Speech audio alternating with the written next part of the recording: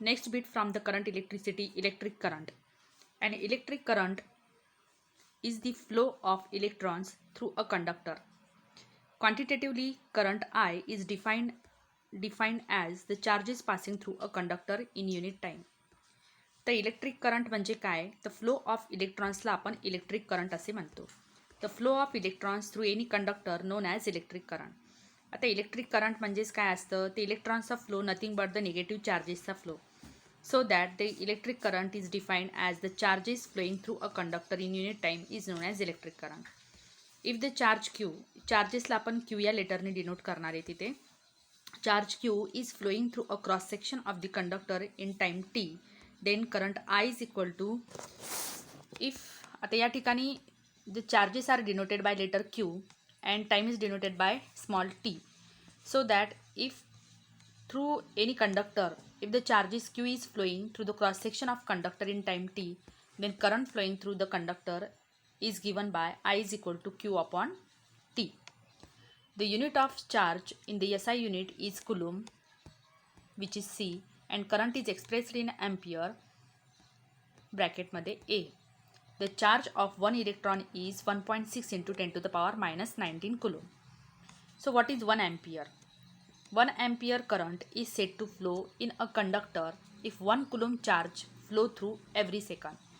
एखाद्या कंडक्टरमधून जर 1 coulomb charges flow होत आहेत एव्हरी सेकंडमध्ये, for every second if the 1 coulomb charges flow through the conductor, then the current is said to be 1 ampere. तर त्यावेळेस त्या कंडक्टरमधून 1 ampere इतका इलेक्ट्रिक करंट फ्लो होतो असे म्हटले जाते. So 1 ampere current is said to be said to flow in a conductor if 1 coulomb charge flow through every second. So 1 ampere is equal to 1 coulomb divided by 1 second. Even though the electrons move from negative end to the positive end, conventionally the direction of the current flow is taken to be opposite the direction of the flow of electrons, that is from the positive to negative end of the cell. तर विद्यार्थ्यांना आपल्याला माहिती आहे की electrons हे कधीही negative टर्मिनलपासून positive टर्मिनलकडे कंडक्टिंग वायरमधून फ्लो होतात. पण जे डायरेक्शन ऑफ कन्व्हेन्शनली जे direction of electric current flow through the conductor आपण जो दाखवतो, कन्व्हेन्शनल मेथड आहे की जे direction of electric current is always from positive to negative of the cell. तर डायरेक्शन ही पॉझिटिव्ह टू निगेटिव्ह दाखवली जाते, पण ॲक्च्युअली इलेक्ट्रॉन्सचा फ्लो हा निगेटिव्ह टू पॉझिटिव्ह टर्मिनल असतो. Do you know very small values of the current are expressed in the following units. First, 1 milliampere, which is 10 to the power minus 3 ampere. 1 microampere is equal to 10 to the power minus 6 ampere.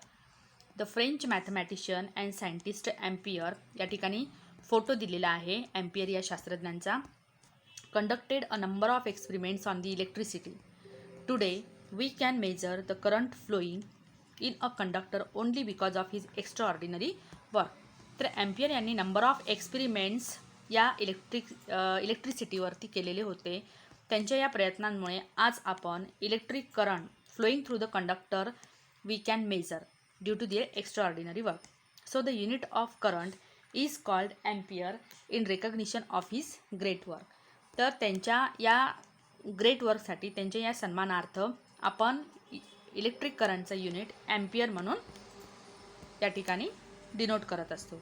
So electric current, the unit for electric current is ampere.